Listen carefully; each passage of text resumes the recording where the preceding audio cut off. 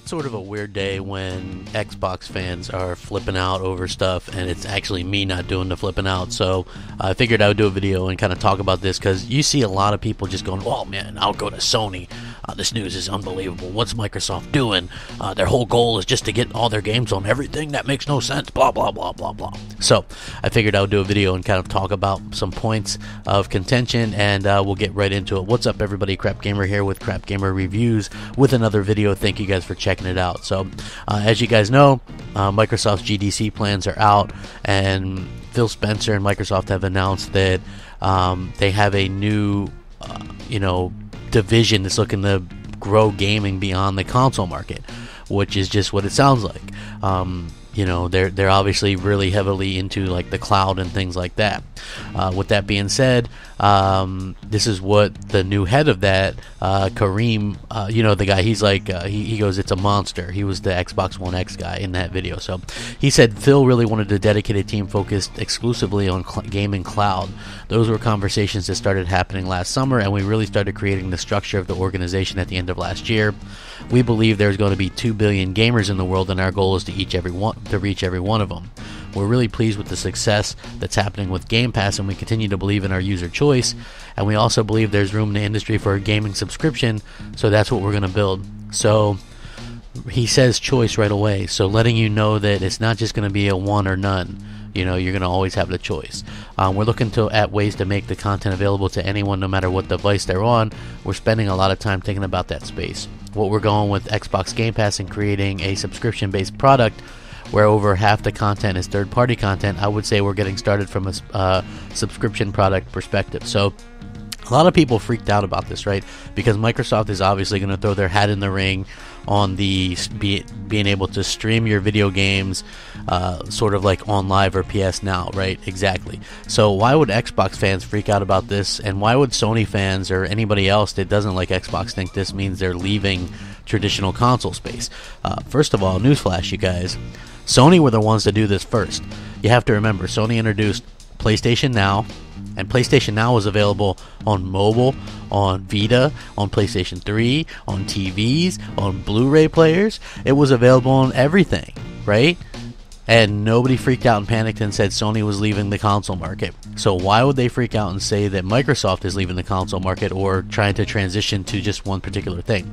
The funny thing is, and this isn't a negative against Microsoft, but it's really just them trying to tap into that casual market. I don't think, you know what I mean? Like, that's never going to beat a traditional way of gaming, a local way of gaming. It just never is, no matter how good the internet is, no matter what, it's just never going to do it, and it's never going to look as good. If you watch a movie that's streamed versus one that you have natively 4K on a Blu-ray, the difference is night and day. The sound is night and day. Everything's night and day. There's never going to be a point where streaming is not going to be less than optimal in terms of playing stuff locally, right? It's a very bold thing to want to let people play their games no matter where they're at. I just don't see a lot of people going, "Damn, you know what? I'm out. I really wish I could play, Halo 5 on my cell phone or my tablet." I just don't really think that that's a thing. I think that the type of games that go on mobile are ones that suit mobile. And I think that maybe you guys have seen this video floating around where it shows someone playing Fortnite on a console, I believe, against someone who's playing on the mobile version. And the one on the mobile version, he can't even move hardly. He's like shooting randomly, kind of spinning awkwardly, and then the guy that's on the console like break dances in front of him and stuff. It's so hilarious because it's just very unfair. So I can't imagine that there would be a good idea to do that. Let me go play with my friends. I'm on the road, so let me play on my iPhone Halo 5 with my buddies over Xbox Live. You're gonna get smacked around. Like, I don't see that as being a good thing. Not only that, but this type of thing has failed multiple times before, and it crops up every once in a while, right? We've seen this multiple times.